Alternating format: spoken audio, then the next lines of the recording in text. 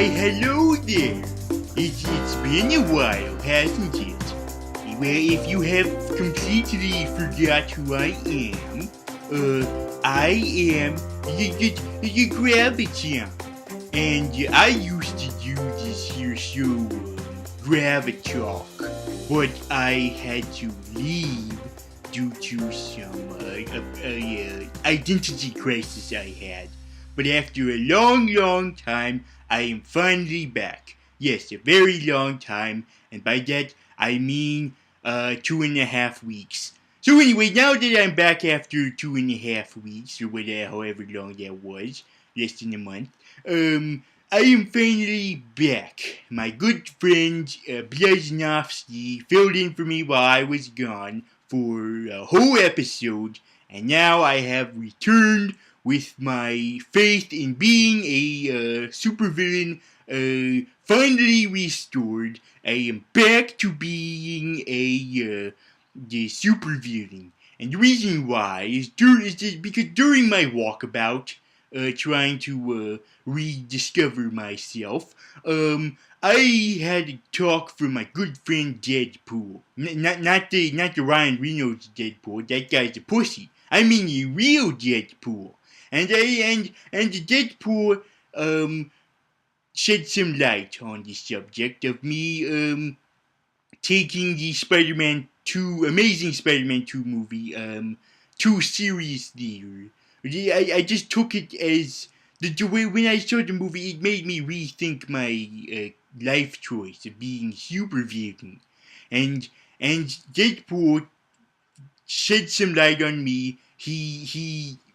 You see, Deadpool is an expert on the technique called breaking the fourth wall, and he shared with me this knowledge of the fourth wall breaking, and I discovered something. I am a fictional character, and when I review movies, usually when you review movies, you have to be aware of the fact that these are fictional characters. Except when they're based on true stories. Then they're like fictional versions of real characters. But, I was aware of that when I watched most of the movies, like The Hobbit, and RoboCop, and 300, and all those movies. But when I watched superhero movies that were about superheroes, and I am a superhero character, it somehow triggered this thing in my mind that made me subconsciously think this is really happening. This is a real thing. That's why I took Captain America and the Spider-Man recent movies real seriously. I was heartbroken. I took them personally.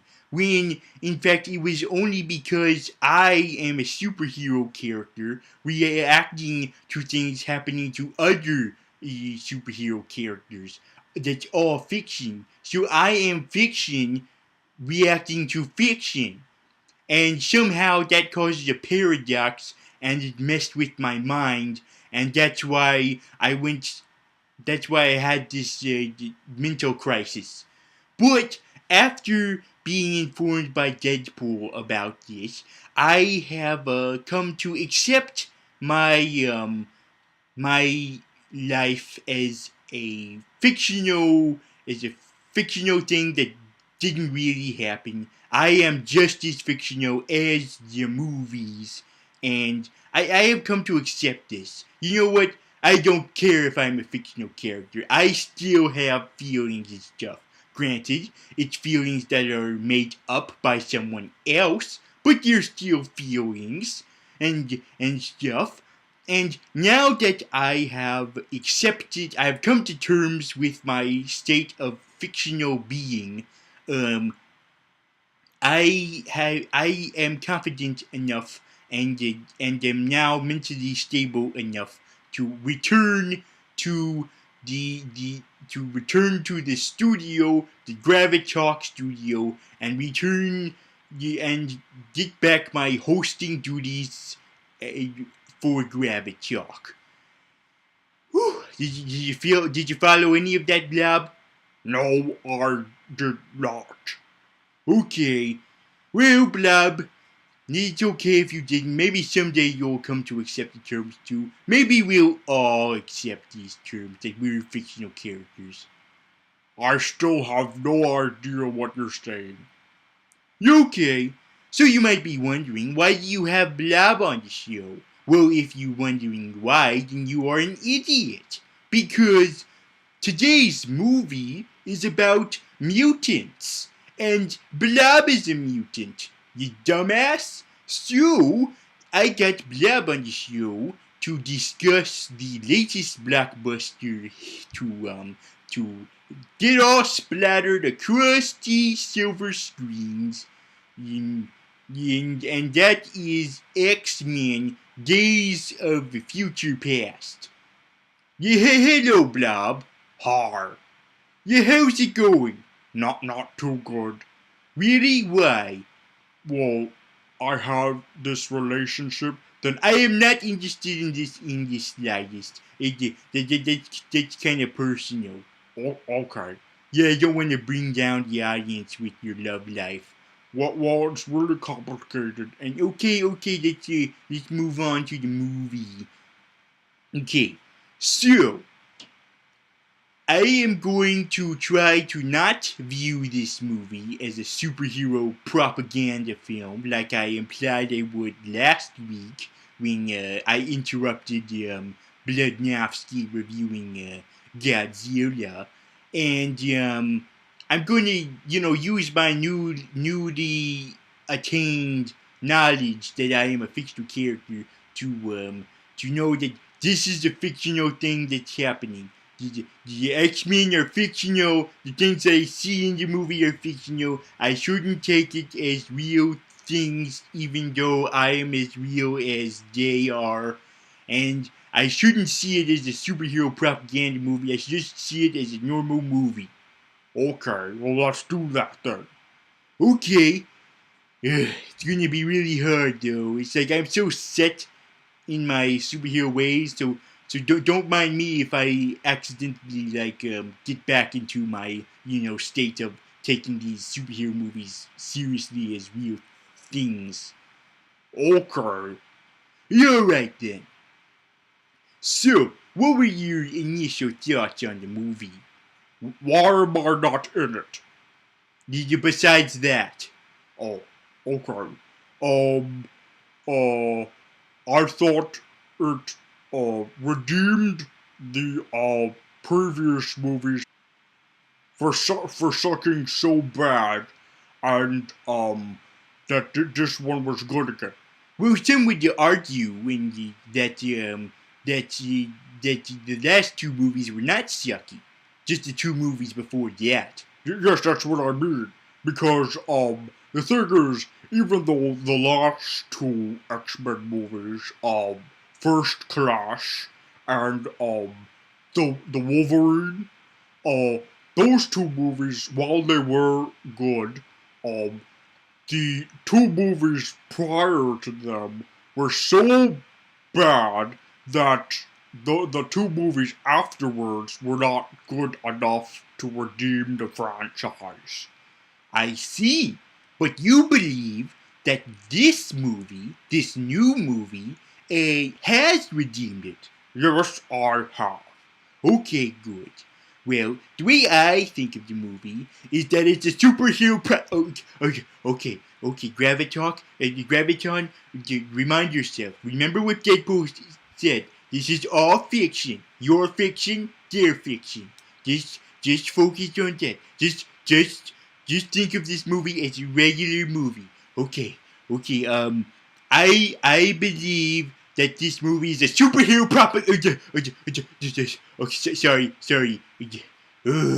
I can't snap off that feeling. I'm sorry. That's okay. Maybe we should just skip ahead to breaking it down. Okay. But first I wanted to ask you, how do you feel about you not you said earlier that you don't get to be that you were not in the movie. Could you elaborate on that before we move on? Yes. So two of the seven X-Men movies so far, two of them are considered really, really bad. And I'm in one of them. Yes, you are. Yes. But people like me. So why the fuck do I not get to be in the new movies, the good movies now? Good question. Well, maybe it's because you got your ass killed in the Wolverine movie. Not the good Wolverine movie, the bad Wolverine movie. Well, it's only implied by, uh, by that, by Sabretooth that I died, um, but you don't see me dying. True. Maybe you'll show up in the next movie. Since but we'll get to the possibilities of the future of this X-Men series later. But for now, let's focus on the movie at hand, shall we? Okay.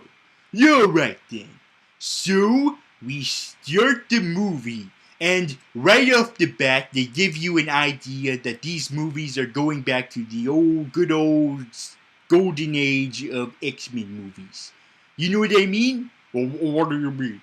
You see, in the first three X-Men movies, when we saw the 20th Century Fox logo, and then the Fox logo faded away, there was we for a millisecond, just for less than a second, we saw the letter X in Fox stay on screen while everything else left. And that only happened in the first three X-Men movies. It didn't happen in either Wolverine movies, which is understandable because they're technically not X-Men movies; they're Wolverine movies with X-Men characters in it for some reason.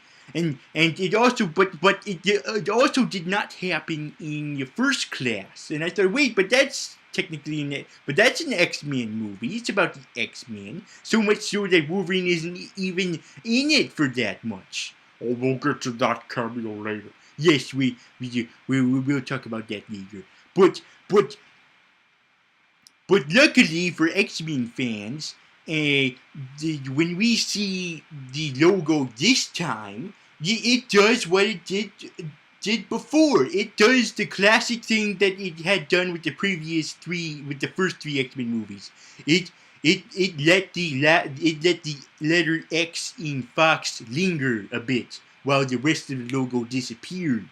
And that should be a sign to X-Men fans that this is back to the good old times. Back when the X-Men movies were good, even though the third X-Men movie sucked. Oh, I see that you're not letting your biased views on the superheroes affect the way you're reviewing this movie so far. Yes, I think I figured it out.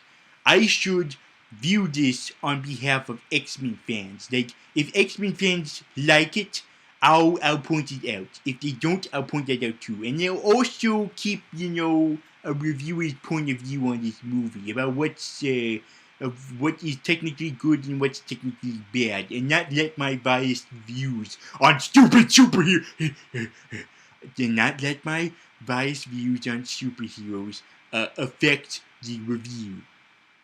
Okay, so let's move on. You're right.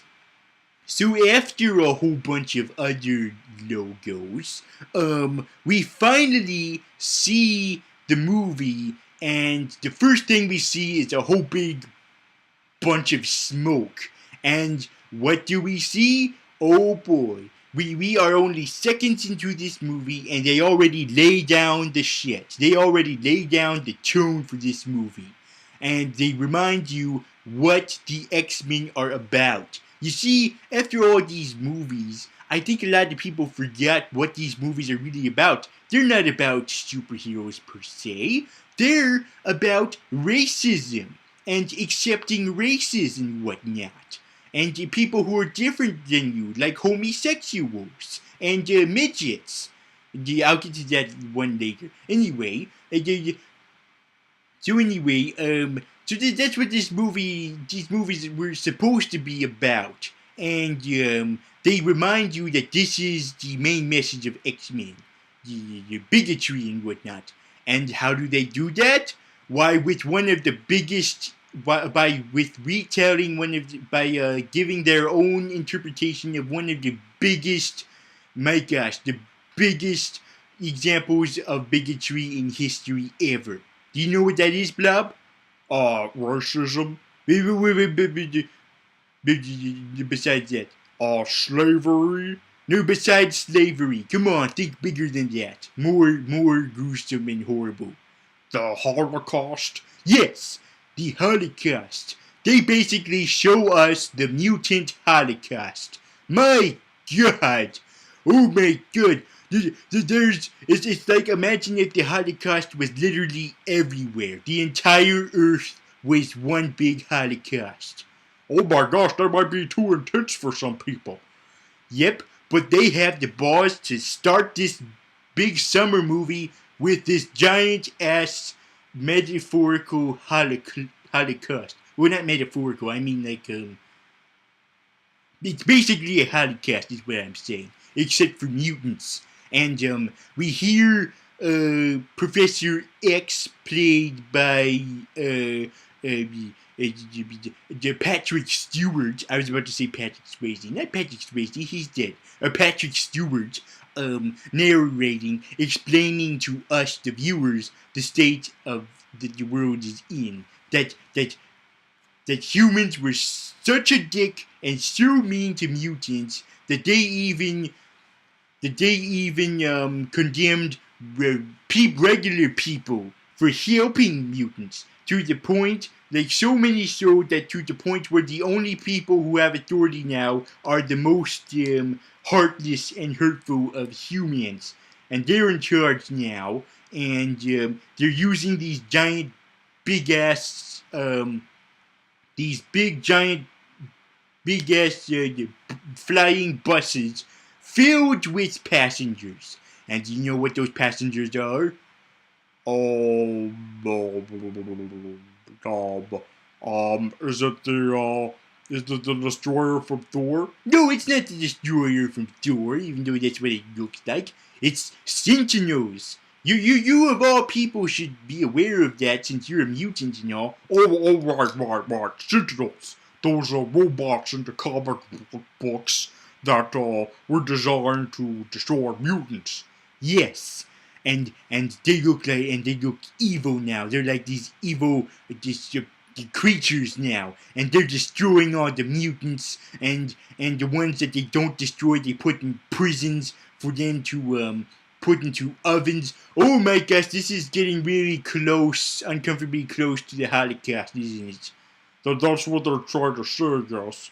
Yes. It's like, look at this, people who are trying to enjoy a popcorn flick. This might happen again. The freaking Holocaust. Don't make that shit happen again. So anyway, we see this one mutant that looks like the male version of Rogue get his ass on fire by one of the Sentinels, and we also see this old man among the mutants who are on their way to the oven, and he has a tattoo on his eye, and I'm like, why did they show that guy? So anyway, they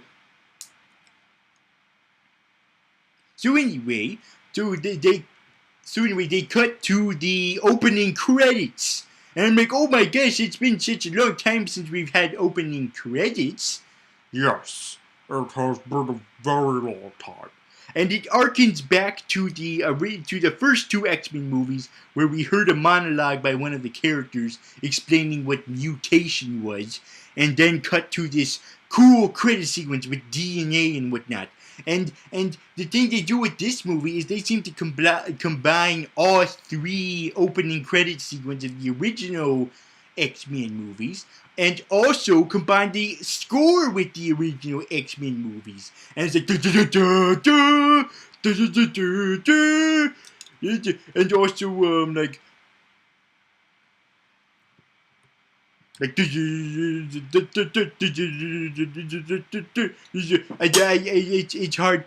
it's hard to put into words how epic this opening credit sequence is that harkens back to the classic X-Men movies. So A classic? They came out only like 14 years ago. it's classic if you're a preteen, like to a preteen that's like, oh, that's old as fuck. So anyway, so then we we cut to Moscow, where Sentinels kill you. Oh, that joke is so dated. Yes, it is.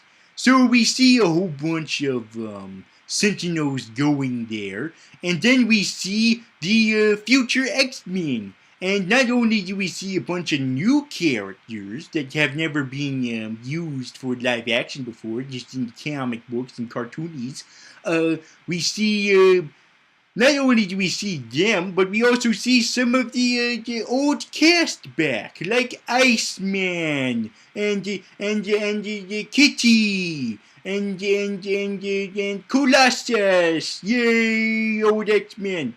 Whoa, who are the new guys we see? So, for the people who don't read the comic books and are wondering who the fuck are these people, we got Warpath with his daggers, and he's Native American, I think. We got Blink, who can use these other daggers, but the difference between these daggers and Warpath's daggers is that these daggers can cause portals. They can cause portals, and you can go through the portals and to another place. And that's a little different than how it is from the comic books, or at least that Wolverine and X-Men cartoon show. In the cartoon show, when she throws the dagger at someone, the person teleports. Here it causes portals to go through to other places. But I think it works like Nightcrawler. It can only be places that she sees. Sure. Yes. And who else do we got? We got Sunspot, I think it is. Yeah, Sunspot. Yes, he's a lava guy. So anyway, as we're introduced to all these new people, they begin to die, and I'm like, oh my gosh, they introduced all these new characters just to kill them off in the same scene, and they all get killed by the Sentinels, and the Sentinels have these, oh my gosh, they have these shape-shifting powers. They can adapt to the mutants they're fighting, and I'm like, oh my gosh, no wonder we're living in a worldwide Holocaust. These things are too powerful for the mutants to handle. They're all dying and shit. Yes, it's very sad. But then we see Kitty with this Jamaican man, and this Jamaican man is none other than Bishop, who is underused in this movie. Yep, he doesn't do shit in this movie, and he does nothing. It's like, oh my gosh, if you think Angel barely did anything in the third X-Men movie, male blonde Angel, not brown female Angel. If you think male Angel barely did anything, at least he was like a plot point at the part. You know, at least he actually did that. Bishop has nothing to contribute to the movie at all. He's just there to show that Kitty Pryde has time travel powers. She can put present Bishop's mind into past Bishop's mind and prevent the fight from ever happening. Oh, good. So those new characters we were introduced to didn't die. Yeah, no, not now anyway. Now that Bishop has been sent back in time by Kitty. So after this, then we go to some Asian country. I don't remember. Was it Hong Kong or Tokyo or something? I don't know. But the point is, we go there and we see the X-Jet again. And it's a futuristic version of the X-Jet this time. And who's in it, you think? You ask? Why, it's the old X-Men cast. The ones that we thought we'd never see again because we saw them get recasted into younger, more beautiful people in X-Men First Class. And it brings back some good time. It makes you nostalgic. Yes, even though the previous movies were not that long ago. They are if you're a preteen. So anyway, so we see the old cast. We see good old Ian McKellen, the gay wizard as Magneto again. We see stupid ass Halle Berry as Storm again. We see good old Star Trek bald guy Picard? Yeah, Picard. We see good old Picard back on his wheelchair, but this time it's a hover chair. Yes, and for the people who are wondering why Professor X is still alive, well, you should have saw that scene at the end of the X-Men: The Last Stand. Yes, the after credit scene in that movie explains it, and they also hint at this explanation earlier in the movie. So even though that movie sucked, at least it explains why Professor X is alive right now. So anyway, so now that Professor X is back. He's not on the wheelchair anymore. He's on a hover chair. Yeah, like in the movie, like in the 1980s comic books and the 1990s cartoon show. Yeah, it's not as big and bulky as that one. I can understand why. That would be impractical if it was that big. But it's as big as it has to be. So it's in no one's way and whatnot. So anyway, they reunite with the other X-Men who died but are not dead anymore due to time travel, and they discuss what Kitty Pryde just did. That she can take people's minds and put them in the past, but she can only do that.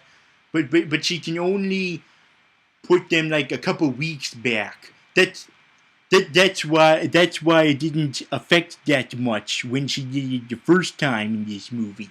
Oh, I see. Yes, but the older X-Men are like, hey, we can use this to go way back in time. And she's like, well how back? 50 freaking years. Back to the point where this whole thing started. And how did it start, you ask? With Mystique. Oh, Mystique, that beautiful naked blue lady. Yes, the naked blue lady. Who used to be played by Rebecca Romijn, but now she's played by J-Law. That's what people like to call her, J-Law. Instead of J-Lo, J-Law. Yeah. Yes, but now she's a beautiful young naked blue lady.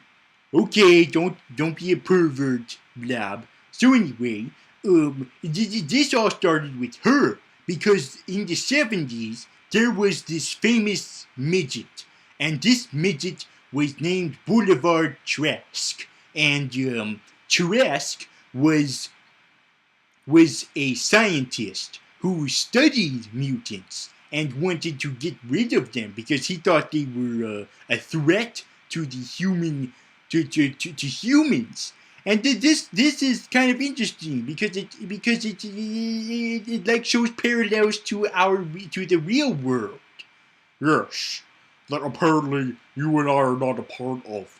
Yeah, that's one of the things I learned from Deadpool is that I am not a part of the real world, but I am aware of it. So apparently I also have this ability to know that I'm a fictional character like Deadpool, but didn't realize it until recently. So anyway, in the real world, the people at watching this on computer live in the real world, there are people that are racists solely because they are afraid of people different than them. It's not necessarily that they hate them per se. It's that they don't. It's that they don't. They're not completely aware of what these people really, how these people really are that you're afraid of, and what they don't know, they fear. So, so that's why there's bigotry most of the time, because people are afraid, and the other reasons why people are are bigots because they're stupid asses. So anyway, um, but Boulevard Trask isn't a stupid ass. He's just afraid of mutants and also interested in them. He's just living in his own little world where he thinks what he's doing is good, even though it isn't, and that can be understandable, you know? Right. Yeah. He didn't necessarily deserve to die. Yeah, but he does, and it was by mistake. She killed him, and that's what led her down to the path of darkness that made her a supervillain that we saw in the first three X-Men movies. And I think that's the reason why I'm looking at this movie more through a critical point instead of a bias point, because you know, that's not the reason why I became a super villain. I didn't do it out of fear for bigotry. I did it because it's fun and it's awesome. But anyway, that's why Mystique became a super villain. Anyway,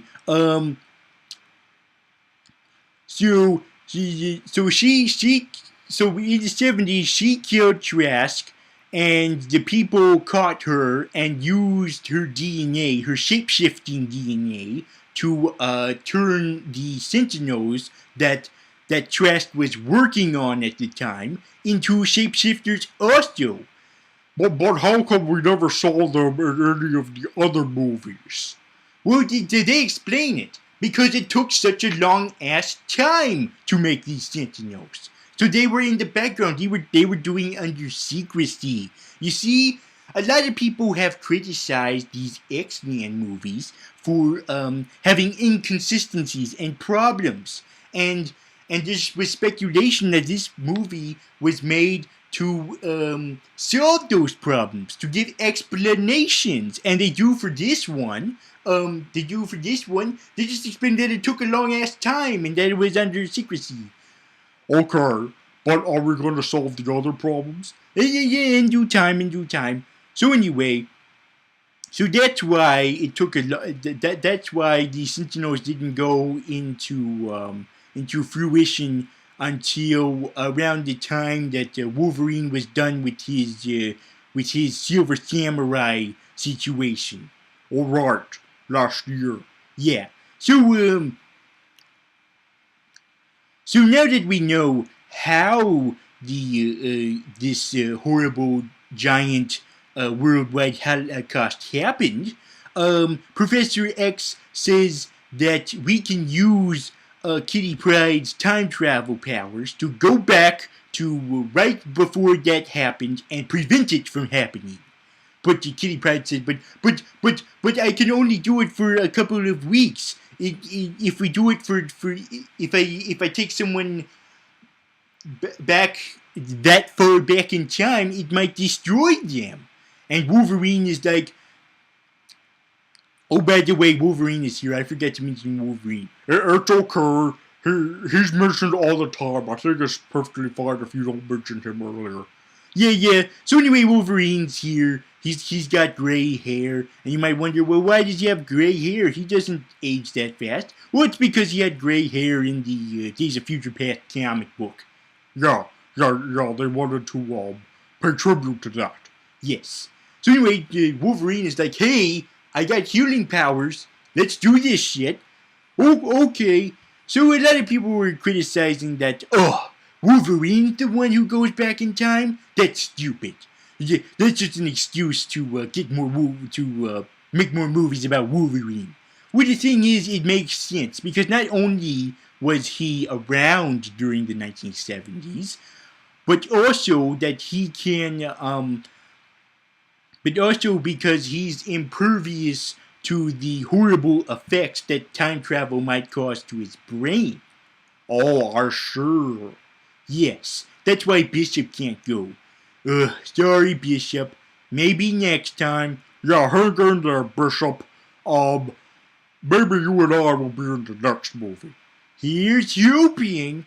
So anyway, um, they get started. They put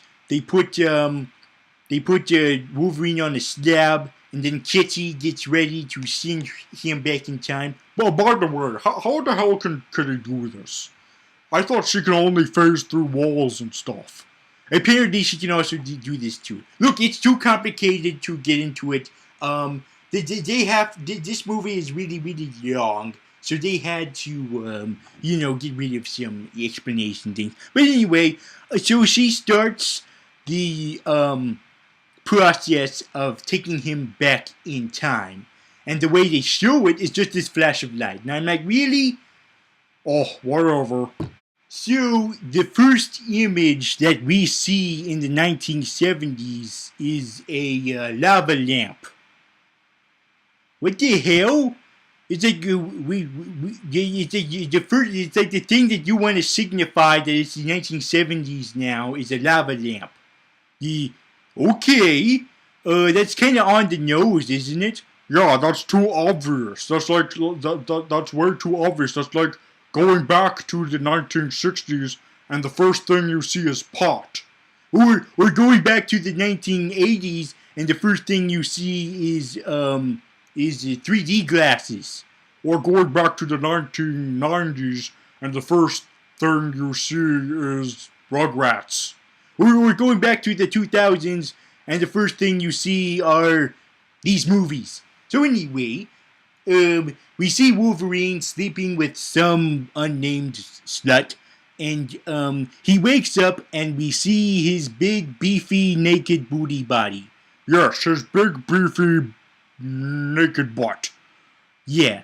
It's like you can't have a Wolverine in a movie without seeing him naked. Yeah.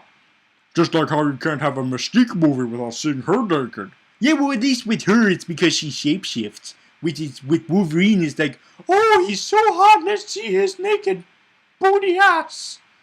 So anyway... No, I think that was kind of sexist what you just said. No, it's not. Maybe I wasn't channeling how are you sure I was channeling a woman when I said when I was speaking in a high voice? Maybe I was channeling a heterosexual male who just happens to be interested in naked male ass. You're not sure. You're not sure at all. Okay, sorry for judging. That's okay. I forgive you. So anyway, then we see a bunch of mobsters come, and it turns out that this unnamed slut is like, this is who Wolverine was supposed to be bodyguarding. Yes, this is who Wolverine's supposed to be taking care of. Yes, and I'm wondering, is this between the two wars that he's fighting in? Because I thought he spent most of his time before he got the Metal Claws in wars and stuff, alongside Sabretooth. Oh, I think all the X-Men movies try to exclude the Origins Wolverine movie. Yeah, you're probably right. I mean, I think they showed snippets and clips of all the other movies except for the Wolverine movie. Maybe they're trying to ignore it. That's probably for the best. Even though you're in that movie? Yes, I'm afraid to say yes. But they're bringing back Gambit. And he was in Wolverine movie, so maybe there's hope for me still. Yes, maybe there's hope for you. And Deadpool. I don't give two shits about Deadpool. I do. He's the reason why I now have new purpose in life to be a supervillain. Well, let bygones be bygones. So anyway, Wolverine battles these guys, and he finds out he still has the bone claws instead of the metal claws, which gives you an idea that this is before Origins Wolverine, if that movie happened. Anyway. Yes, Also because William Stryker is a young, sexy man. Yeah, but we'll get into him later. So Wolverine steals these keys and he carjacks a car and he goes to the other characters because he needs the help from young Professor X and young Nito. Yeah, he needs help from them. Yes, because old Professor X and old Nito told him that they were jerks back then. So he's going to have to deal with those jerks. Yeah, Wolverine's gonna have to deal with the X-Men babies. X-Men babies! Yes, he's going to have to be his babysitter. He's going to be like that. He's going to be like that red-headed lady that we never saw the face of in the Muppet Babies. Yeah, he's gonna be like that lady. Hey, whatever happened to her when the Muppets became adults? She probably died. So anyway, back to the movie.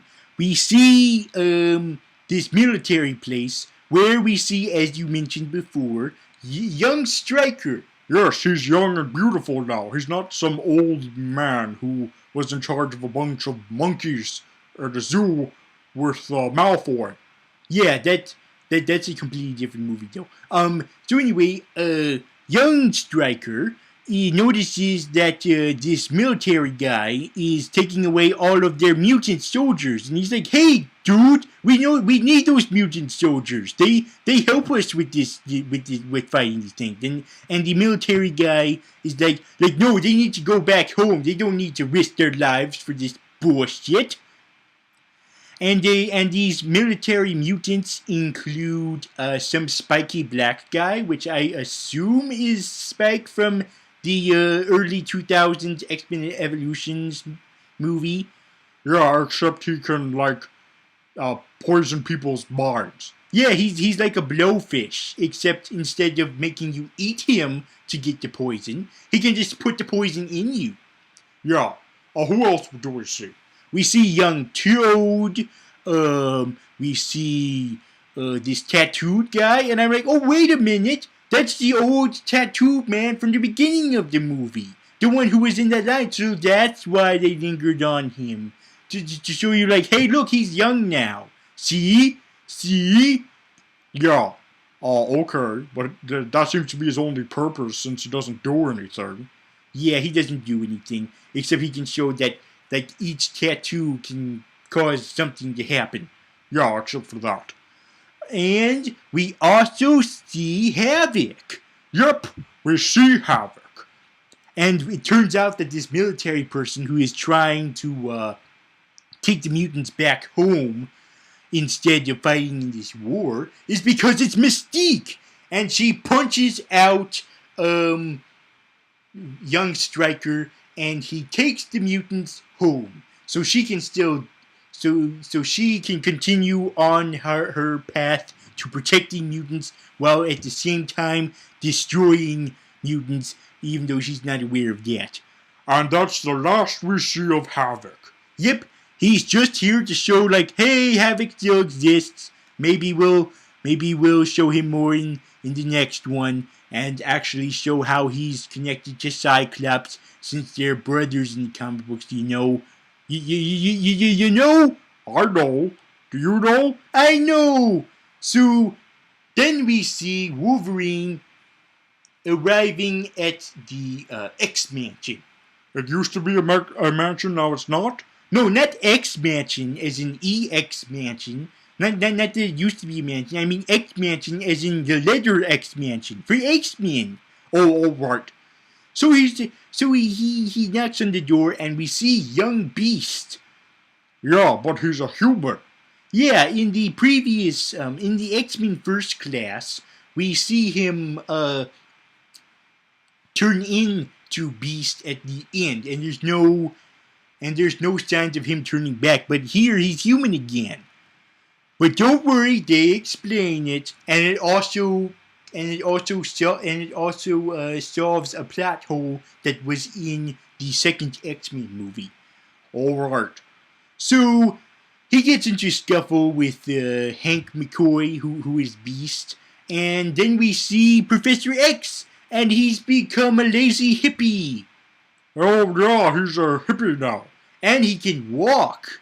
Yeah, but that causes another plot hole. Don't worry, we'll get to that.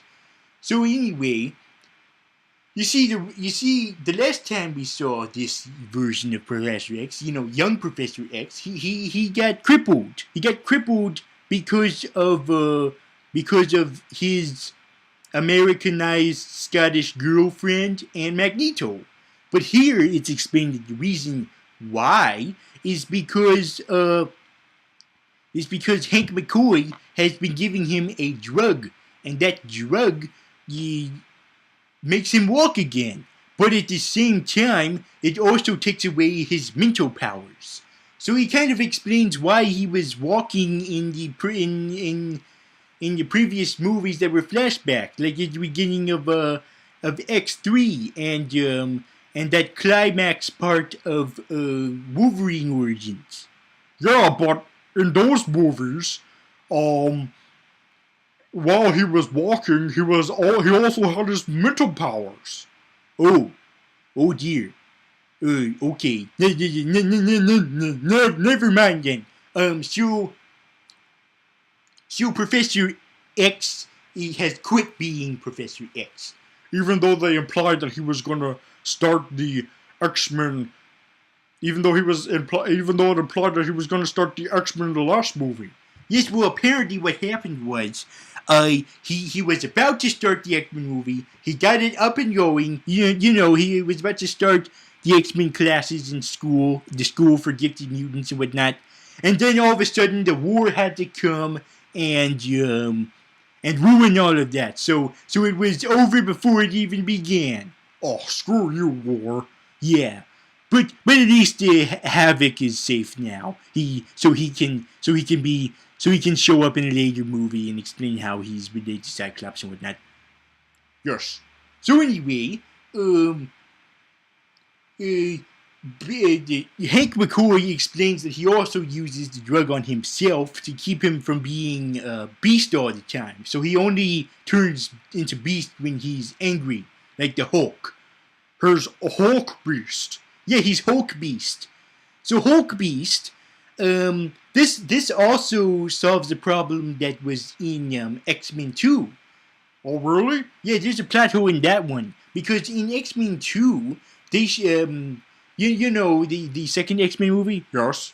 They show Hank McCoy as a human on a TV screen, but it's for a very short millisecond. Yeah. And they show him as a human. And in the next movie, he's a mutant. And you just assume, oh, well, he became a mutant between the two movies. But then in X-Men First Class, which is a prequel, which takes place before those movies, he turned into Beast there. So you're thinking, wait a minute. So how did he turn back into a human for X-Men 2? And here's the reason, because he took a drug that made him human every now and then. And maybe he just stopped taking the drug after X-Men 2 happened. There you go. But in that same scene where he's on the news as a human, isn't he speaking to Sebastian Shaw, who died in X-Men First Class? Yeah. So back to the movie. So now that we got all that out of the way, all of this solving the plot holes. Only to bring up more. Shut up. So now that that's out of the way, we also find out the reason why Professor X prefers to take this drug that sacrifices his mental powers for his legs back is because he doesn't like hearing all of people's problems in his head. He doesn't like hearing what people are thinking all the time, because it can be bad thoughts. It can be horrible, depressing thoughts. Yeah, that's understandable. Yeah, it's like, no one wants to hear what I'm thinking inside of my mind. It's nothing but boobs and breasts and stuff, and some people might not like that. And I'm thinking about ho-hos and Twinkies and snowballs and stuff. Yeah, the people aren't interested in that shit, and they're especially not interested in what Professor X is hearing. So that's why he quit being a mutant. But then, Wolverine mentions about how he's from the future, and that he's been sent by old Professor X to help you, young Professor X. And at first, young Professor X doesn't believe him, but then Wolverine mentions all of his secrets, and also we bring up that scene in First Class where Professor X invited X-Men Wolverine the first time, but didn't because Wolverine said go fuck yourself. Yeah, I thought they would forget that. Well, they didn't. They referenced it, which is great. Hooray! Yeah, and they also said fuck in a PG-13 superhero movie again. Yep, always great to hear fuck in this PG-13 superhero movie. Woohoo! So anyway, back to the movie. Professor X, after hearing about all the future stuff that happens and that Mystique has gone down this horrible dark path, he decides to go along with Wolverine. Oh, by the way, there was this scene back in the future where old Professor X mentioned that that Mystique was like a sister to him. Yes, and the thing about that is, yeah, she's like a sister to him now. Now that we had the prequel where it had that, but you never mentioned that once with in the first 3 X-Men movies. Yeah, what was up with that? Yeah, that's still a bit of a plot hole, but let's ignore it. They're solving other ones. Not all of them. Hey, on with the review, sir. On with the review. So anyway, Professor S decides to help him, and the only way to do this is to rescue Magneto, and Magneto has been put into solitary confinement in the middle of the Pentagon. Isn't there a bunch of important stuff in the Pentagon? Are you sure you want to keep this all-powerful terrorist right in the middle of that? Whatever. So anyway, they get the help from Quicksilver. And Wolverine explains that he knew Quicksilver when he was older. And I'm like, really? We never saw him once in the previous movies. We never saw old Quicksilver. You're acting like we've seen old Quicksilver before, and we haven't. Oh, I hate when they do that. When the sequel has this character that they act as if was there all along, but he wasn't.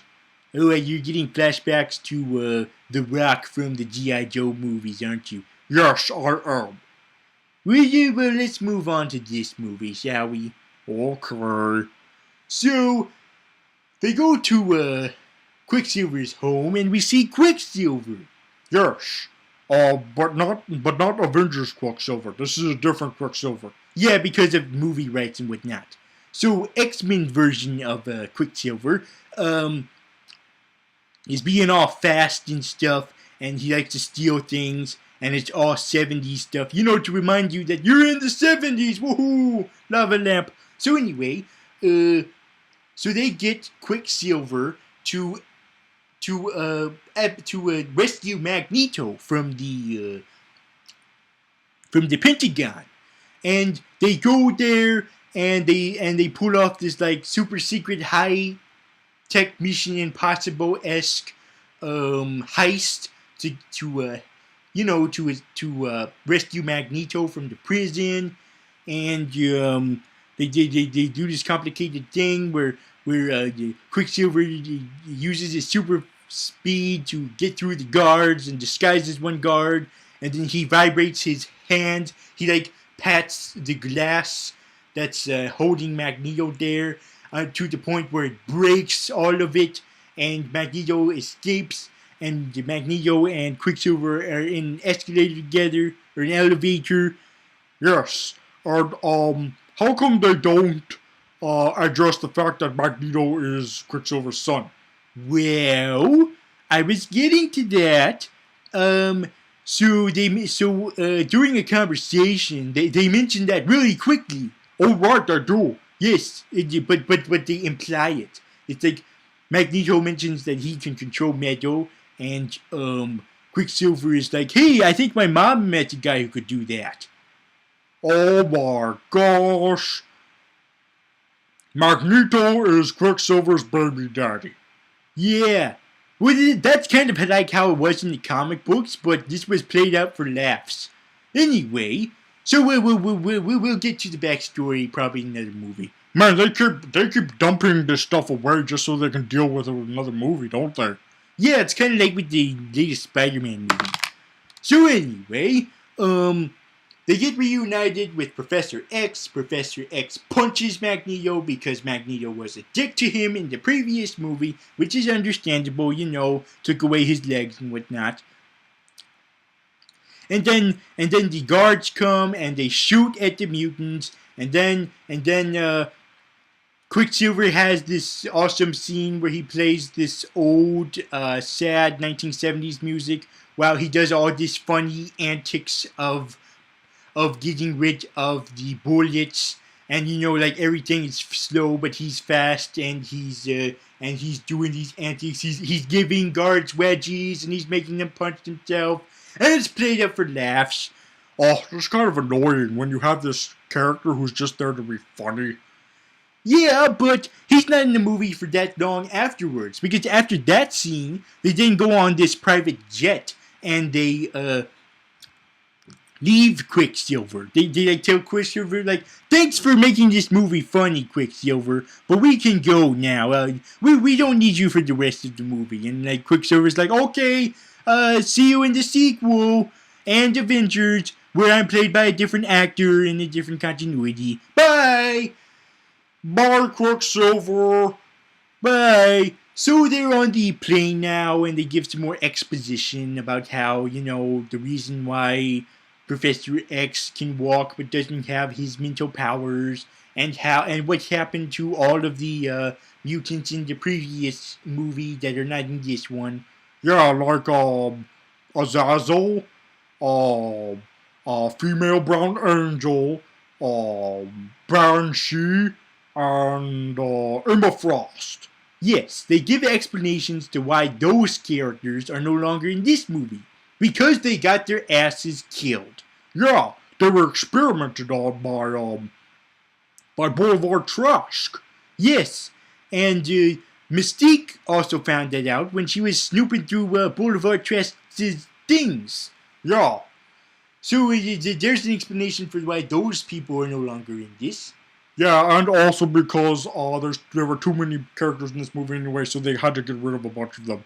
Yeah, and it's a shame too. It's like, wait a minute. So who's Nightcrawler's father then? If Azazel's already dead now.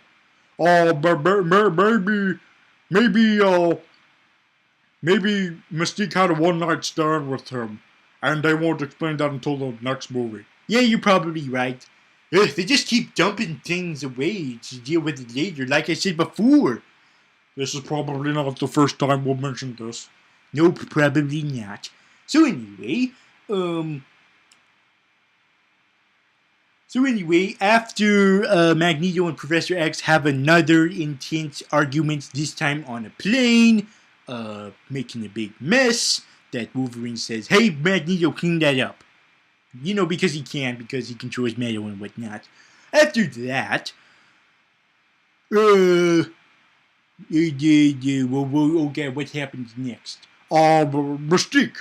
Oh yeah, Mystique. She disguises as some horny Asian man. Yeah, and that's all you need to know about that scene. Yes. And they go to a summit in Paris where Trask is about to show a whole bunch of different government officials his new invention, which is sensing mutants and putting in a robot. So he goes there and he's at the meeting and he shows people his invention of sensing mutants. And they sense that the Asian guy is a mutant. Yeah, because it's Mystique secretly. And so Mystique exposes herself and she attacks the government, the government people and all the different, facility people. And then she's got the gun, and we're like, oh no, they're about to that scene that's the event in time that started this whole domino effect in history that eventually led up to the worldwide Holocaust. It started by right here by Mystique shooting Trask, and then the X-Men come. Yeah, all three of them. Well, four. All four of them. Yeah, Magneto, well, young Nito, young Professor X, young Beast, and Wolverine. Yeah, because he's always the same age. Yes. Well, except with the lack of gray hair. Yeah. So they come and they rescue and they rescue and they interrupt this thing from happening. They stop Mystique from doing it, and Mystique gets tased anyway by Stryker. And then right as we're about to think, oh good, it's going to be a happy ending now, they did it. They stopped this whole domino effect from happening now. But no, Magneto has to be a dick now and cause the movie to keep going by wanting to kill Mystique now. Because it's like, wait, let's cut out the middle, man. Let's not just keep Mystique from killing Trask. Let's just kill Mystique. That was weird. Yeah, it was more of a plot device, really, just to keep the plot going.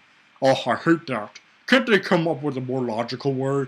Like, didn't Magneto and Mystique have a fling or something? Why would he do that? I don't know. I guess for the mutant greater good or whatnot. The greater good. Yes, the greater good. So we see Wolverine about to help him, but then he looks at Stryker and he gets reminded of the scenes from X2. Yeah, instead of Origins Wolverine, which is for the better, because then he'd have even worse memories. Yeah, and he goes berserk, and he causes him to almost wake up in the future, and he causes him to fatally wound Kitty, and Kitty has to keep going even though she's bloody. Hang in there, lesbian! Keep going, Kitty! Well, she's not a lesbian in the movie, just in real life. Oh, right. So anyway, so as all this shit is hitting the fan, more shit hits the fan because Mystique gets thrown out of a window and is exposed to everyone. And they're like, oh no, Mystique, cover it up, you're naked and everyone can see you. So she disguises herself as a black lady even though we see the black lady next to her. Yeah, and she's got shot in the foot. Yeah, she got shot in the foot by Magneto. Oh, well, and the leg. Yeah, she got shot in the foot by Magneto in the leg. So anyway, Magneto comes out also to expose himself and try to attack Mystique again. And then Beast also exposes himself, getting all blue and furry. And he also gets apprehended by Magneto, keeping him in this metal thing, using these metal rods in this fountain to keep Beast from beating him up. Yeah. And while this is happening, Wolverine is temporarily out of the past, and he's like, "What the hell is going on? Who the hell are you?" And Professor X is like, "You're going on a drug trip since it's the 1970s." But then, after Kitty has tried to, batten the hatches and put Wolverine back into the past, Wolverine is normal again. He's like, "Whoa, what happened?" And Professor X is like, "Well, shit just hit the fan. That's what happened."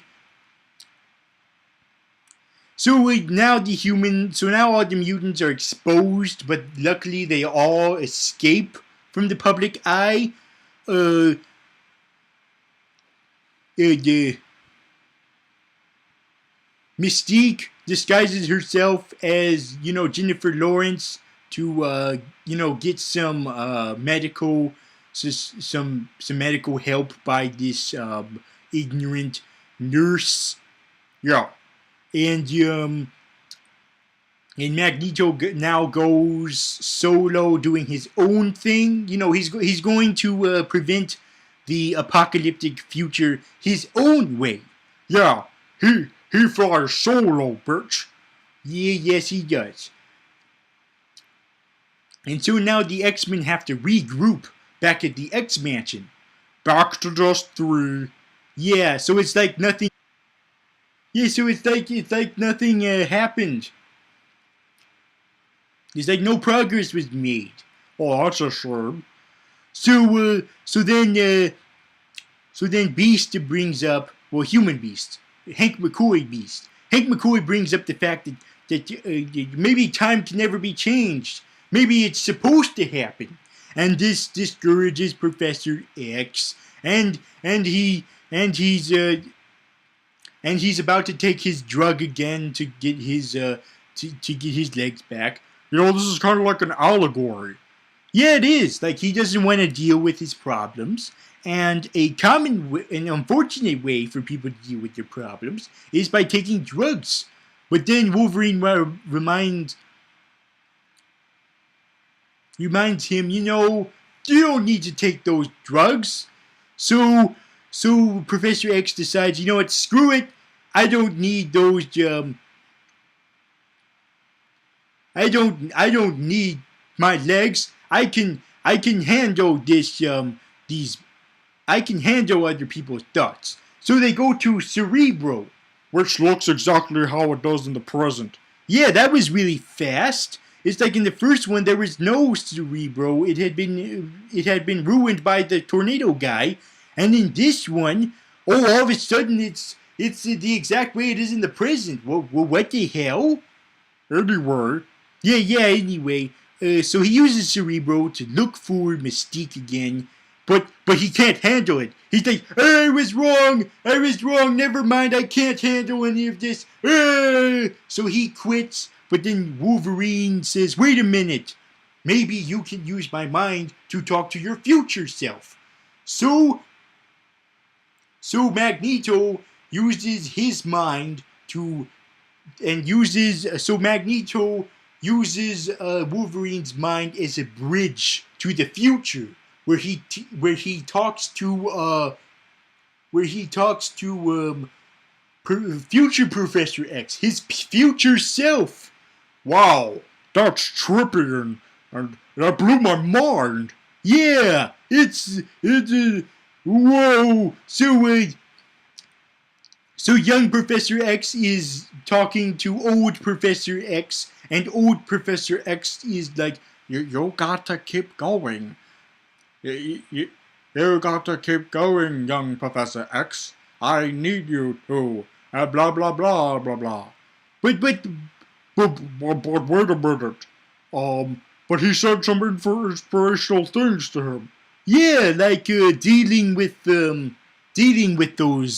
bad things in the mind, and using it to make himself stronger. Yeah, what doesn't kill you makes you stronger. Oh, they hate that song. Me too. I'm just singing it out of irony. Okay. So anyway, this inspires young Professor X to go back to the present and keep going.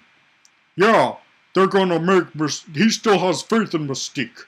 So they go back to the Cerebro, and they try to contact Mystique again.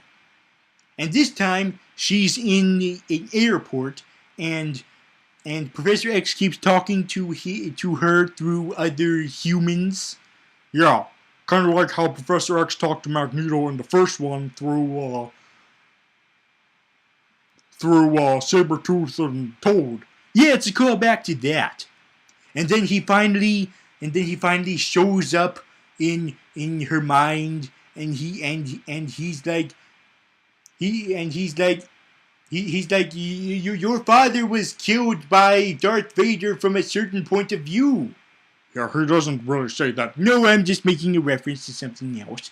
So then he disappears after explaining to her that that she doesn't have to do this. She's a good person, and she raised him to be. She was raised by him to be a good person, and whatnot. This isn't who she is. She's not a cold-blooded murderer like she is in as Rebecca Romanjan. Yeah, she's not like that as Terry O'Connell's wife. Yes. So this makes her rethink it, but you know what? But she's still set in her ways, though. She's still going to kill Boulevard Trask, and this time at a public event at the White House. Yeah, they keep having these public events everywhere. It's like no wonder Trask keeps almost getting murdered. He keeps having these public appearances. Yes, but before he does that, he's at this secret base where he's talking to a young Stryker about how he's not necessarily afraid of mutants as he is interested in them and wants to experiment on them and use them as weapons. Oh, and this is what inspires young Stryker to become old Stryker. Yeah, that's what inspires Stryker to experiment on Wolverine later. Yeah. Interesting. Yeah, it's interesting seeing his dark origins appear. Yeah. Also, he mentions his kid. Yeah, he also mentions that kid with the different eyes. So anyway, we also see Magneto taking these sides of these train tracks and using them to and he's putting them in, and he's breaking them into pieces and putting them inside of the Sentinels that are being carried by these train cars. Yeah, but aren't the Sentinels metal anyway? I don't think so, because then that would be stupid. It's like, oh, there's this guy who can control metal. Let's use these robots against him. That's stupid. He must be used by something else, and that's why Magneto is putting this metal stuff inside of the Sentinels, so he can control them. Oh, clever. Oh, it's a good thing I work with that guy in the comic books. Yeah. Don't worry, maybe you'll get to work with him in the future X-Men movies. One can dream. One can dream. Yes. So, anyway, let's cut to the big event at the White House. Hooray! We're almost to the home stretch. So, now that we're finally around the climax of the movie, this is where things begin to pick up pace. Because now, if Mystique kills Boulevard Trask here, that will surely ensure this horrible post-apocalyptic Holocaust world in the future. Oh no! I might be dead then. Well, you already... Oh, yes, Blob. Yes, because you participate in that continuity. Yes, I do. So they're getting ready to show off the new Sentinels. Oh, by the way, they made it more. They ensured that the Sentinels will appear even more than before now due to Wolverine's meddling. Yeah, that's how time travel movies kind of happen. They try to prevent this thing to happen, and then all of a sudden they make it more likely to happen. Oh boy. Yes. So yeah, it's like because of the mutant outbreak earlier in the movie when shit was hitting the fan, that caused the government people and Richard Nixon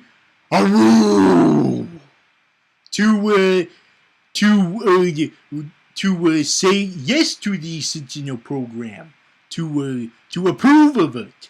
Yeah, that's what this caused. Yes, so now they're unveiling the Sentinels to the public, and and this is when Magneto causes the shit to hit the fan again. Oh, that Magneto always hitting the fan with his shit. Yes, and so the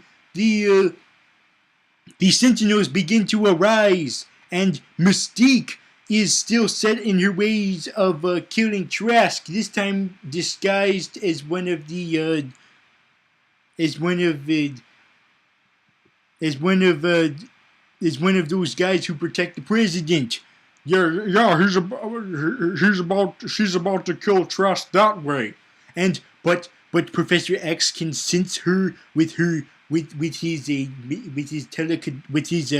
mental powers because he's on the wheelchair now, and he senses her. He can see who she is. So he sends Wolverine and Beast to go apprehend her. But then they get blocked by these government official guys. Oh, I hate those guys. Yes, but then the flying Sentinels start attacking the people, and they attack them. Oh no!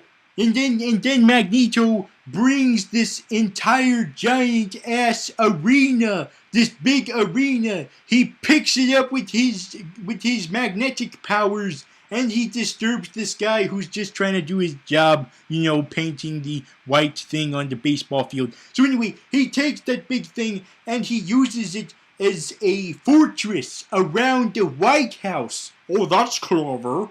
Yeah, it is clever. He picks it up and puts it on the White House to use it as a fortress, and he uses the Sentinels as guards to guard the fortress. So he's like a king of a castle.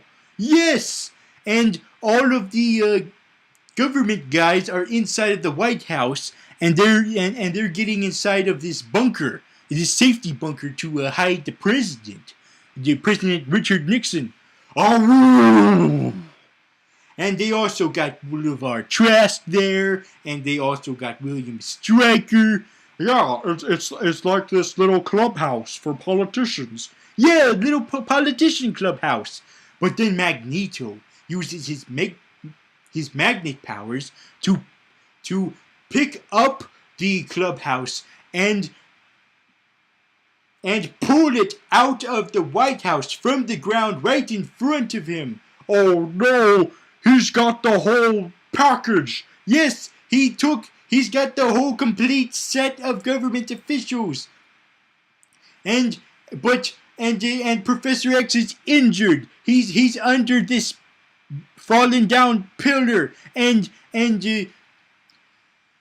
Beast is trapped in this car, and Wolverine tries to stop Magneto, but Magneto is like, nope, I'm going to use these metal wires to get you all tangled in and put inside of your body because you can handle it because you have healing powers. And then I'm going to throw you away, and he throws away Wolverine. Oh no!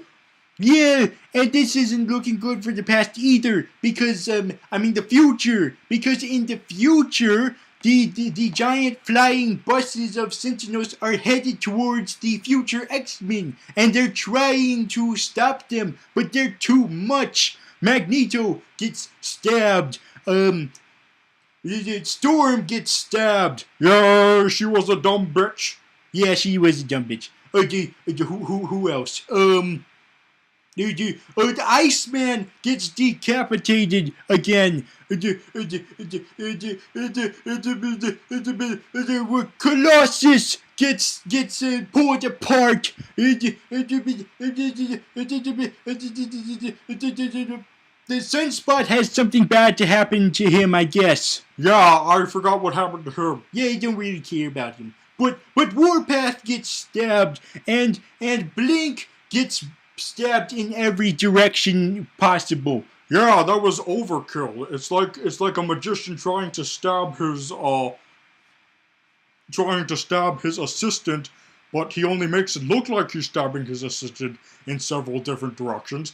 But in this case, he actually did it. Oh no! And they're all dead in the outside, and in the inside, They're still trying to keep Wolverine in there in the future, but it's getting really difficult because all the X-Men keep dying. And where the hell is Rogue? Isn't she in the future? They showed it in the trailer. Yes, all of this shit hitting the fan. Oh my god. Oh man. You know, I don't remember being this enthusiastic about a movie before. Yeah, I think I'm actually having fun reviewing a superhero movie for once. Hooray! So anyway, it looks like this is it. This is it. This is the only we're running out of time. But then Magneto gets attacked by Mystique. Well, how? Because Mystique was disguised as Richard Nixon. Oh my gosh! Yes, she was trying to surrender to Magneto as Richard Nixon, saying, I give up. Oh, shoot me instead. Shoot me for America. Oh, you know what? You know, I had a feeling that was Mystique instead of Richard Nixon, because the real Richard Nixon would never do that. Ooh, burn!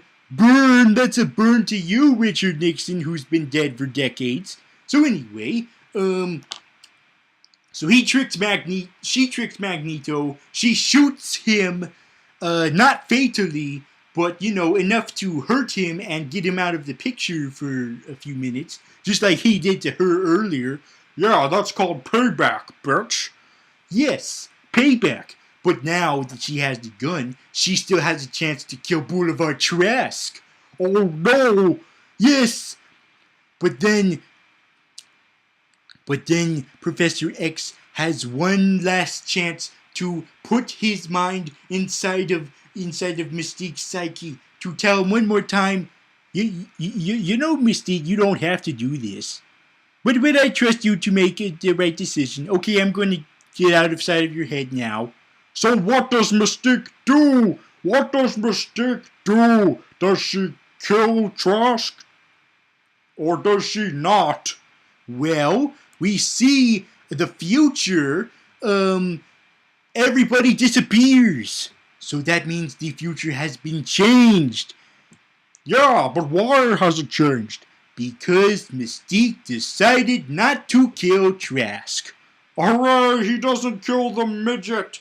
Yep, Mystique decided not to kill Simon Bar-Sinister, and she walks away. Yeah, disguised as an official. And Professor X is helped up by Beast, and Beast is like, where is she going? And Professor X is like, I don't know, but I think she's going to be a good guy now. Sorry, Richard Nixon, for fucking everything up, but you know, the mutants and whatnot. Yeah. So what does this mean for Wolverine? You're right. So, the thing about time travel movies is that when a person goes back in time and changes something and then goes back, they're the only one who remembers it. But they were normal the whole time. But in this new, that's really confusing. Yes, it is really confusing when you think about it, because they have apparently lived, because in this new continuity, I mean, in this new universe that they themselves have created, once they get back to the regular time, they don't remember this new universe, even though they've lived it from how the other people who have lived in this universe treat them. Yeah, that's confusing. Yeah, that's how Back to the Future is. But you know what? It's a movie. Let's have the suspension of disbelief right now. Okay, considering according to you, we're fictional characters too. Right, like that. So now that Wolverine has woken up, he's back in the future, but everything's different. Yeah, everything looks futuristic. Yes, it looks just like the original early 2000s X-Men, except now everything is slightly more futuristic.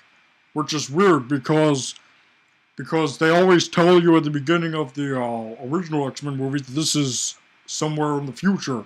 Yeah, well, apparently now it's somewhere in the more future, where where everything is back to normal. Everybody has the school for gifted mutants is still up and running. We still got all the students. All of our beloved X-Men are teachers now. You know, you got Teacher Colossus and Teacher the Iceman and Teacher Kitty. And we also see Rogue. Yeah, we also see Rogue for a millisecond, even though she's credited as one of the top billing actresses in the movie credits, even though we only see her for this millisecond and she doesn't say anything. And it's not how she looked in the trailer. No, we saw the future Rogue in the trailer, the post-apocalyptic Rogue. This is regular Rogue. So now that the school is up and running again, that means that the post-apocalyptic future never happened. Right, which means that the Holocaust never happened. Taken out of context, that can sound really bad. Yeah, I mean the worldwide mutant Holocaust. I don't mean the Jew Holocaust. That shit was real and really bad. I apologize to all of the Jews listening to this, and all of the old Jews too. The views of this show by me do not reflect the views of this show that's ran by me. That's a contradiction. Whatever. Anyway, the point is that this fictional Holocaust never happened, not the real one. Good. Glad you cleared that up. And we can tell that because male Rogue is now alive too. Yeah. Why does he look like male Rogue anyway? I don't know. They wanted someone who looked distinguished so we can show the contrast that, oh, in the alternate future, he got killed. He was the first one to be killed. But in this new good future, he's still alive and he's a student. And we also see Beast. Yes, we see Kelsey Grammer Beast. On the internet, there's this advertisement that has this this timeline of all the stuff that happened from the 1960s that the X-Men First Class took place in, in Cuba, all the way to the post-apocalyptic future. And one of the things mentioned was that Beast got assassinated, Martin Luther King style. Oh no! Yeah, but that was in the post-apocalyptic alternate future. In this new good future, he's a teacher. Oh, that's not as cool as being a senator, but whatever. Yeah, it beats being dead. And it's Kelsey Grammer back is playing Beast again. And he looks completely different. He looks kind of different than how he looked in The Last Stand. Yeah, the makeup was done differently. Yeah, it is. But you gotta respect Kelsey Grammer. Like he went through hours of makeup just to have this quick cameo. Yeah, it looks like they hastily put on the makeup though. Yeah, they hastily put on his makeup just so he can make this quick cameo about how, oh look, I'm Beast and I am back and still alive. Yeah, and we also see that he's not the only dead mutant that was previously dead but is alive now. Yes, there's also Storm, but I already mentioned her, and I don't care. Oh, but there's Jean Grey. Jean Grey is still alive. Yeah, she's alive, which is because I guess the Phoenix never came out of her. Yeah, that. They'll probably address it in the sequel. But anyway, so we find out that she's alive again, and she can be Wolverine again, with Wolverine again, and then, oh, wait a minute, if she's still alive in this continuity, do you know who else is alive too now? Cyclops! Yes, Cyclops is back from the dead too. just to cock-block Wolverine some more. Yeah, that kind of sums up his role in this movie, in the movies, doesn't it? Yep. So he can remind audience like, oh, there's classic Cyclops, always cock-blocking Wolverine from Jean and nothing else. I mean, it's not like he has his own character with his own interesting backstory and his own problems and his own interesting life and his own backstory that should be dealt upon with, but we don't, because apparently the makers of the X-Men movies just see him as the jerk who keeps Wolverine from fucking Jean Grey. That's all we see him. Yeah. Oh, but I heard they're gonna have a younger version of him in the next one. Yeah. There was this one part where Wolverine said to Professor X, like, remember the names Storm, Jean, and Scott. Yeah, just remember their first names and not their last names and their identities and whatnot. Yeah, and Storm isn't even her name. That's just a nickname. But anyway, so then Wolverine goes over to Professor X. Yeah, and he's still in a hover chair. Yeah, he still has the hover chair because it's in the future now, I guess. And he tells Professor X, like, hey, I might need some help on history, everything after 1973. And Professor X is like, oh, yes, Professor X remembers Wolverine. Yeah, so I guess you're left to assume that all this time afterwards, Professor X had to be friends with Wolverine, but not tell Wolverine that they met when that he was possessed by his future self. Yeah, and Professor X had to wait all this time before he could talk to that particular Wolverine again. Yes, but now he gets to somehow. And everything is as it was, happily ever after. But then we cut back to the past. Yes, because the last thing that because old Professor X asks old Wolverine, well, what was the last thing you remembered? And Wolverine said, drowning. Yeah, Magneto had thrown him into the river. Yes, but then, so we cut back to the past, where past Wolverine is drowning, but then he gets picked up by these government officials. And who is among them? William Stryker. And one of the guys asks William Stryker, hey, what should we do with this mutant guy? Oh no, they're going to remake X-Men Origins Wolverine. Oh well, maybe that means I'll get to be in it again. Actually, no, because it turns out this is actually Mystique. What? They misled us? They made us think that they were going to redo X-Men Origins Wolverine, but when in fact, nope, it's just Mystique saving him? Yeah. So I wonder what this means. Does this mean that Wolverine will never get his bone claws? I mean, we don't see him pop out his claws in this new future, so we don't know. Oh, many questions to answer. Many questions to answer. Yep. And that's the movie, everybody. It harkens back to the classic Wolverine, the classic X-Men movies. Screw Wolverine, X-Men movies. It makes you think of the classic X-Men movies and reminds you why you love them.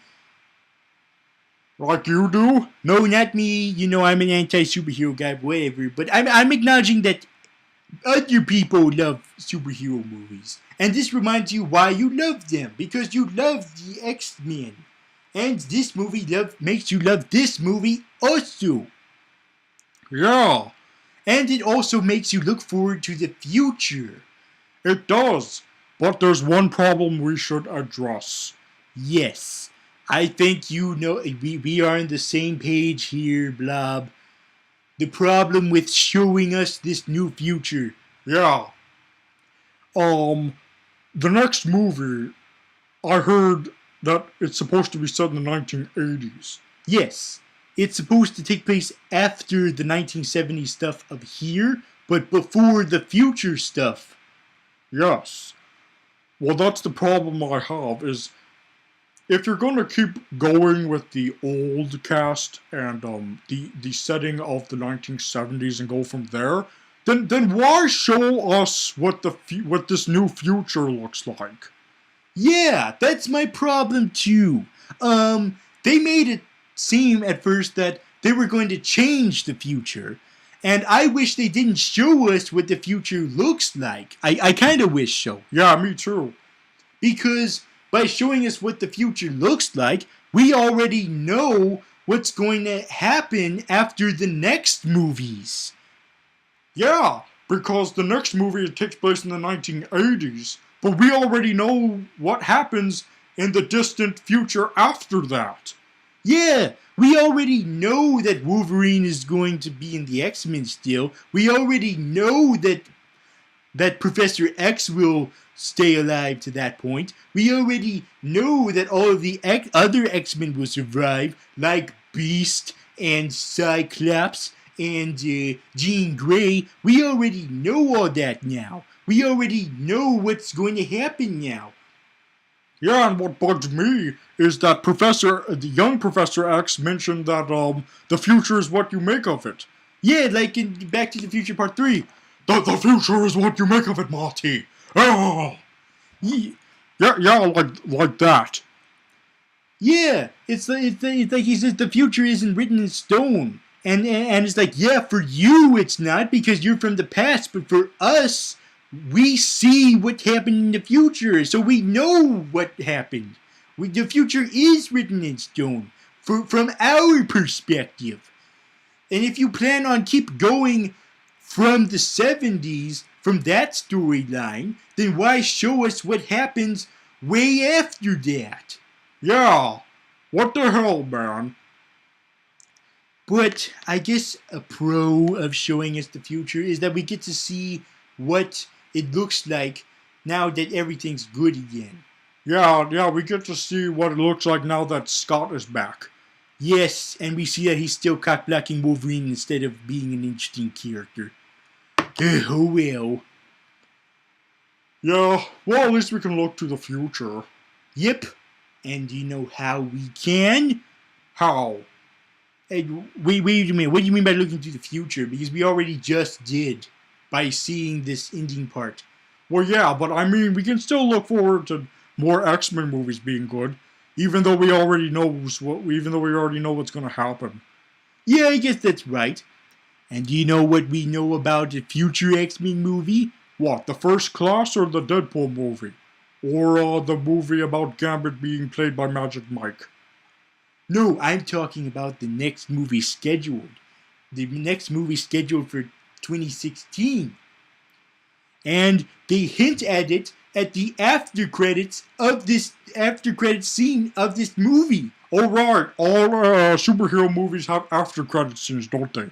Yep, except for those depressing DC films. Yeah, they don't like to go with the, they don't like to be like everyone else. Yeah, DC is kind of like the hipster of the superhero community right now. But anyway, so the after credits scene. We see all of these Egyptians, and they're chanting. They're chanting at this cloaked man, at this cloaked figure who appears to be creating this giant ass pyramid with his mind. Oh, this takes place back in ancient Egyptian times. You know what that means? Yes, and we hear the Egyptian slaves chanting his name, and the name they chant is Ansabeshner. Ansabeshner. Oh, I know who that is. Me too. And then they show who it is, and it's this little blue boy. A blue boy ice cream? No, not blue boy ice cream, or little blue boy blue. It's you know who it is, don't you? Yes, it's Apocalypse. Yes, just like how Bryan Singer spoiled it on his Twitter by saying that the next movie was called X-Men Apocalypse. It's apocalypse, and he's got his 4 horsemen, and he's awesome. I mean, sure, he's this little boy, but this is way in the past, so by the time we see him in the next movie, he'll be a big badass adult. Yeah, that's awesome! Yay! They never got to do Apocalypse, but now they will! Yeah! And all the people in the movie theater was like, who the fuck is this? And I'm like, Dee, I know something you don't. I know something you don't. I know something you don't. I know something you don't. We know something they don't. We need know something they don't. Cause they don't read comic books. Because they don't read comic books. Even though you don't know, even though you don't have to read a comic book to know who Apocalypse is, because it's you don't because it's very because there's a. Can I stop singing? It's confusing me. Oh sure. You don't have to read the comic books to know who Apocalypse is because because he's very iconic. In the X-Men anyway. It's like there's 2 basic things to know about Apocalypse. 3 technically. 1, he has gray skin. Check. That he has gray skin in the after credits scene. 2, he's Egyptian. Check. We see him make a pyramid, and we see Egyptians there too. And 3, he has the 4 horsemen. Check. We see 4 literal horsemen behind him. So that's all you need to know who Apocalypse is. And they made it very clear who that is. So if you don't know who Apocalypse is, then open the goddamn comic book. Or you could just go to Wikipedia, like us. Well, not us, because we actually lived through the comic books. We lived it, man. We lived it. Yeah, because we're comic book characters, apparently. According to Deadpool, yes. So that's the movie, everybody. Oh, man. I've never been this enthusiastic in a movie for years. You should review more superhero movies in a positive fashion. It's fun. Yeah. Whew. So, what were your overall thoughts? I'm tired. I thought that, despite me not being in it, it fulfilled its purpose of bringing the X-Men back and making you look forward to more. Yep. It's funny. This was one of the first movies in the early 2000s to reignite that passion for superhero films. And it started this whole era of superhero filmmaking. And I think it's good to know that in this time of all these reboots, of reimagining characters, oh, we have to make Batman darker. Oh, we have to change Spider-Man. Let's make a different actor. The X-Men dare to stay in the same continuity. Although technically this was kind of a reboot. Well, yeah, they went through the Star Trek route of rebooting it through time travel. But it's still technically in the same, it's the same franchise through and through, is what I'm saying. Yeah, it's still the same shit. It just got changed through time travel is all. Not through network executives rewriting it. Yeah, it did it a more logical way, a more sci-fi, interesting way. And it makes me look forward to more X-Men movies. Yes, like X-Force and Deadpool and Gambit and maybe Mystique. And another 1000th Wolverine flick. I see a bright future for X-Men movies. Hopefully I'll get to be in one of them. It would be nice to be in a good X-Men movie for a change. Don't worry, Blob. I have confidence in you. So, let's rate the movie. Do you think that the audience watching this at home would prefer watching this movie or do you think that they would prefer watching this movie or working at a fast food restaurant with a gross looking frog man? Oh, that's a callback to a scene in the movie. Yes, I know. I think they would prefer watching this movie than working at a fast food restaurant with a gross looking toad man. because it's a great movie. The only problem with it is that you have to watch just about all of the other X-Men movies to even understand this one. Yeah, that might be a little complicated, but yeah, whoever watches this movie, they're sure to have a good time. It's got sci-fi in it. It's got action. It's got tragedy.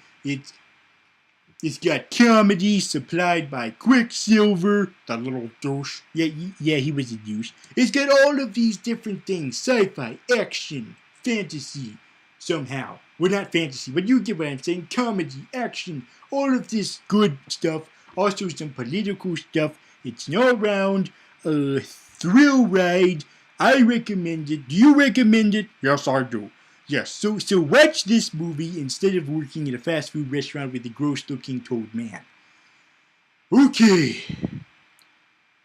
Whew. We're done. Yeah. This makes me more appreciative of people different than me, doesn't it? Yeah, it does. Yeah. So what was that you were saying about a relationship? Oh, it's this lady that I'm currently dating, and it's funny. I just said that I'm more appreciative of people different than me. It's funny because I'm dating a black woman right now. What? You're dating a black woman? Yes. Oh well, congratulations. So what's wrong with the relationship? Oh, she's unappreciative of me. She makes me feel bad about myself. This wouldn't be Amanda Waller, is it? Well, no. Oh my God, you're dating Amanda Waller, aren't you? Yes. Oh, this is going to be awkward. She's going to be my guest next week. What? Yeah, we're going to review that movie where Angelina Jolie turns into this all-powerful demonic bitch. You mean when she plays Magnificent? Yeah, when she plays Maleficent. Because isn't she already a demonic bitch in real life? Oh, burn! Oh, I hope she doesn't see this.